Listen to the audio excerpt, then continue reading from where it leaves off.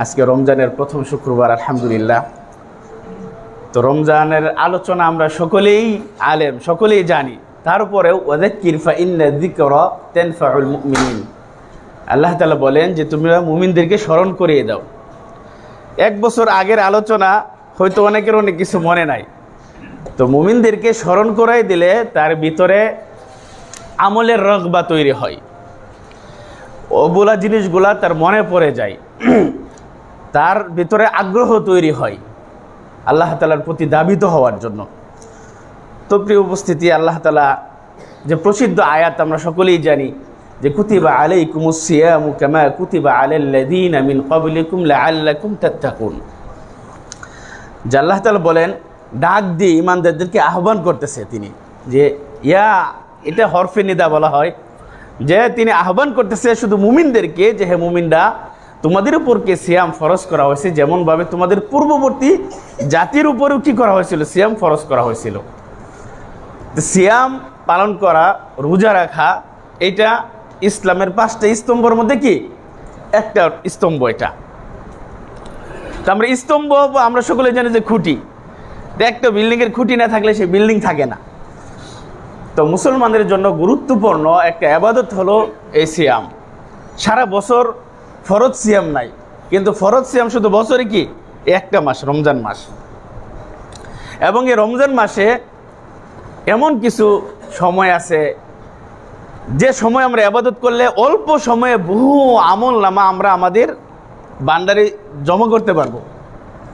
আমরা আমাদের গুনাহকে মাফ করানোর একটা মাস হলো কি এই শাহরুর রমাদান। আল্লাহর পথে দাবিত হওয়ার একটা মাস হলো কি এই শাহরুর রমাদান। নিজেকে সংশোধনের একটা মাস হলো এই শাহরুর রমাদান। মানে অনেক শিক্ষা এই রমজান মাস থেকে আমরা নিতে পারি যদি আমরা নেই। তো এইখানে যে আল্লাহ তাআলা একটা কথা বলছে যে তোমাদের উপর সিয়াম ফরজ করা হয়েছে, তোমাদের পূর্ববর্তীদের উপরও সিয়াম কি ছিল, ফরজ ছিল। কেন?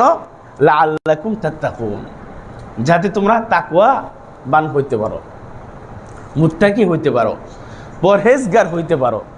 এই তাকওয়া জিনিসটা কি এই সম্পর্কে সংক্ষেপে, কারণ সিয়ামের আলোচনা তো আমরা শুনি।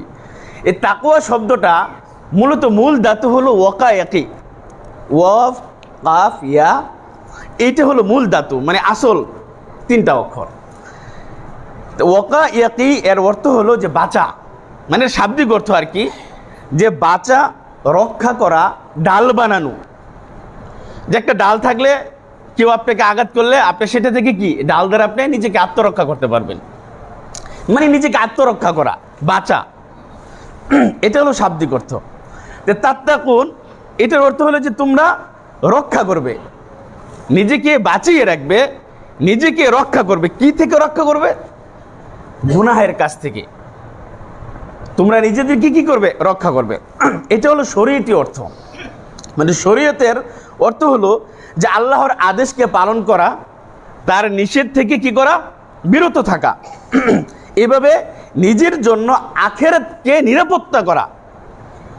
দুনিয়াতে আপনি এই তাকওয়া সিয়ামের মাধ্যমে তাকওয়া অর্জন করবেন, মানে আপনি নিজেকে নিরাপদ একটা স্থানে পৌঁছে দিবেন। যত গুনাহ আছে, পাপ আছে, অন্যায় আছে, এগুলো থেকে আপনি নিজেকে কি করবেন, আত্মরক্ষা করবেন, নিজেকে বাঁচায় রাখবেন। এর মানে হচ্ছে কি তাকওয়া। এর সাথে রোজার সম্পর্কটা, তাকওয়ার সাথে বা সিয়ামের সম্পর্কটা কি দেখেন। আমরা সিয়াম পালন করলে আমরা সারাদিন এমনিতে সিয়াম ছাড়াও দিনে 4-5 বার আমাদের খেতে হয়। একটু না খাইলে ক্ষুধা লাগে। দুপুরে যদি না খাই, বিকেলবেলা আপনার ক্ষুধা লাগবে। ক্ষুধার যে একটা ভাব, এটা আমরা রমজানে কি করতে পারি, উপভোগ করতে পারি। মনে করেন আপনি একটু কাজ করবেন, আপনার গলাটা শুকিয়ে যাবে, আপনার পানি পান করার ইচ্ছা থাকলেও পানি কি করতে পারবেন না, পান করতে পারবেন না। নিজেকে আপনি কি করতেছেন, বাঁচিয়ে রাখতেছেন। নিজের নফসকে নিয়ন্ত্রণ করা। আপনার সামনে আপনার স্ত্রী আছে, তারপরেও আপনি কি স্ত্রীর কাছে যাইতে পারবেন না। আপনি অনেক কিছু সামনে আছে, খাইতে মন চাইলেও খাইতে পারবেন না যদি আপনি কি ইমানদার হন, যদি সিয়াম পালন করেন। তো এগুলো থেকে আপনি নিজেকে কি মানে আত্মরক্ষা করতেছেন। তারপরে চোখ, কান, জিহ্বা, এগুলোকে কি করা, সংযত রাখা। সর্বোপরি কথা হলো যে গুনাহ থেকে নিজে কি করা, বেঁচে থাকা, নিজেকে আত্মরক্ষা করা। এভাবে একটা মুমিন তার নিজের ভিতরে আত্মিক একটা ডাল তৈরি করে। নিজের ভিতরে আমরা বলেন যে সিয়াম ও জুন্না, যে সিয়ামটা হলো কি একটা ডাল স্বরূপ। কিসের ডাল? এইগুলোর মাধ্যমে তার নিজের ভিতরে এমন একটা ডাল তৈরি করে যে ডালটা তার গুনাহ থেকে তাকে নিজেকে রক্ষা করে। এটাকে বলা হয় কি সিয়াম ও জুন্না। সম্মানিত উপস্থিতি, তাহলে সর্বোপরি যেমন সাহাবাদের মধ্য থেকে উবাই ইবনে কাব, তিনি তাকওয়া সম্পর্কে তিনি বলেন যে তাকওয়া হলো এমন একটা বিষয় যে কাঁটাযুক্ত রাস্তা, দুই পাশে কাঁটা, আপনি এমনভাবে সেই কাঁটাযুক্ত রাস্তা দিয়ে চলবেন শরীরের কাপড়কে গুছিয়ে টুচিয়ে, যে আপনার শরীরে কোনো কাঁটা লাগবে না, কোনো আঁচল লাগবে না। অনুরূপভাবে একটা মুমিন তার গুনাহের যত প্রকার গুনাহ আছে, গুনাহ থেকে নিজেকে সে আত্মরক্ষা করবে, নিজেকে সে বাঁচিয়ে রাখবে। এর নাম হলো কি? তাকওয়া। তাকওয়া তো আমরা শুনি, দেখেন তাকওয়া সম্পর্কে আল্লাহ তাআলা কোরআনে অনেক আয়াত বলেছেন তাকওয়া সম্পর্কে। যে আল্লাহ তাআলা বলেন যে ওয়াতাযাওয়াদু ফাইন্না খায়রা যাদিত তাকওয়া, তোমরা পাথেয় অবলম্বন করো, সর্বোত্তম পাথেয় হলো সেটা কি? তাকওয়া। মানে মানুষের জন্য সর্বোত্তম যেটা, জীবনের জন্য যেটা সম্বল, কিসের সম্বল? পরকালীন সম্বল। সেটা কি? তাকওয়া। এই তাকওয়া অর্জনের মাস হলো কি? এই মাহে রমাদান, শাহরু রমাদান। সম্মানিত উপস্থিতি, খুতবাতে দেখেন প্রত্যেকটা ইমাম সাহেব বলে যে ইয়া আইয়ুহাল্লাযীনা আমানুত্তাকুল্লাহ হাক্কা তুকাতিহি, ইত্তাকুল্লাহ হাক্কা তুকাতিহি, যে তোমরা আল্লাহকে ভয় করো, ভয় করার মতো,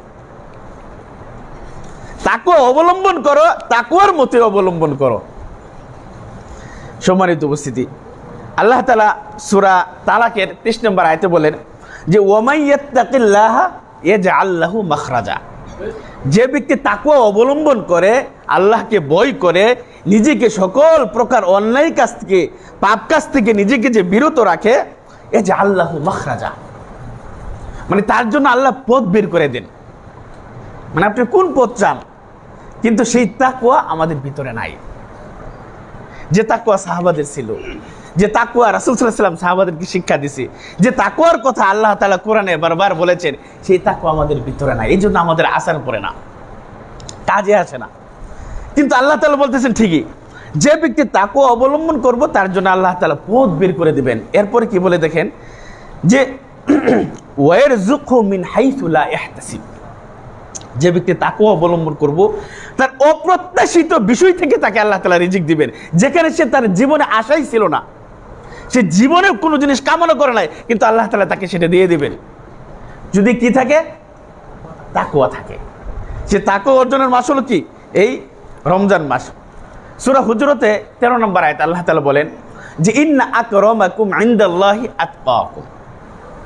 দেখেন মানুষের মানদণ্ড, যে একটা মানুষকে আল্লাহ তাআলা কিভাবে বিচার করবেন, কিসের মাধ্যমে? তাকওয়ার মাধ্যমে। যে তোমাদের মধ্যে সবচেয়ে সম্মানিত ওই ব্যক্তি যে সবচেয়ে বেশি কি? তাকওয়াবান। সুবহানাল্লাহ। আর আমাদের সচরাচর সবচেয়ে আমরা সম্মান করি কাকে? যে শিক্ষিত, যার টাকা পয়সা আছে, যে এখন সরকার গঠন হইলো, সবচেয়ে সম্মানিত এখন কি? তারেক রহমান, মানে প্রধানমন্ত্রী, মন্ত্রী, এই যে তাদের। কিন্তু আল্লাহ তাআলার কাছে সবচেয়ে সম্মানিত কে? যার বেশি তাকওয়া আছে।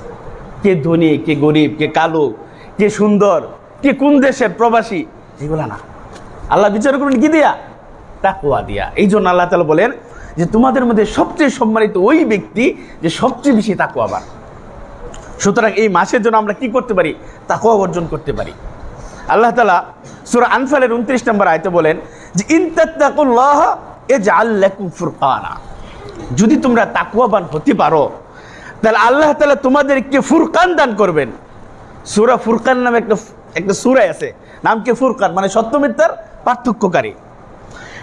আপনাকে এমন একটা বিবেক বুদ্ধি দান করবেন, যে জ্ঞান দিয়া, যে বিবেক দিয়া, যে আকল দিয়া আপনি সত্য মিথ্যা পার্থক্য করতে পারবেন, হক বাতিল আপনি বুঝতে পারবেন।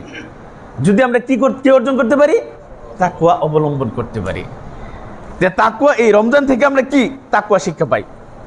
প্রিয় ভাই ও বোনেরা, রাসূল সাল্লাল্লাহু আলাইহি সাল্লাম তাকওয়ার জায়গা কোথায়? এটাকে দেখা যা, তাকওয়া কি দেখা যা? নবী সাল্লাল্লাহু আলাইহি ওয়াসাল্লাম বলেন যে আত-তাকওয়া হাহুনা ওয়া ইশিরু ইলা সাদরিহি সালাসা মাররাত। আত-তাকওয়া হাহুনা, আত-তাকওয়া হাহুনা, আত-তাকওয়া হাহুনা। আল্লাহ রাসূল 3 বার সে কিসের দিকে ইঙ্গিত করেন? তার সদরের দিকে, তার কলবের দিকে, তার বুকের দিকে।